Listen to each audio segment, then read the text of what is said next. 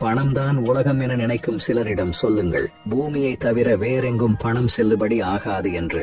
உனது முதல் ஏமாற்றம் உனது இரக்க குணத்தில் இருந்து ஆரம்பிக்கின்றது. திரும்பி பார்க்க வைக்கும் முகம் எல்லோருக்கும் இருக்கும், ஆனால் திரும்ப நினைக்க வைக்கும் குணம் ஒரு சில உறவுகளுக்கு மட்டுமே இருக்கும். நீ என்னதான் நல்லது செய்தாலும் குற்றம் சொல்ல 4 பேர் இருக்கத்தான் செய்வார்கள். உறவுகளோடு இருக்கும்போது இறைவனின் பார்வை உன் மீது இருக்கிறது என்று மகிழ்ச்சியாக இரு. தனியாக நிற்கும்போது இறைவனே உன்னோடு இருக்கிறான் என்று நம்பிக்கையோடு இரு.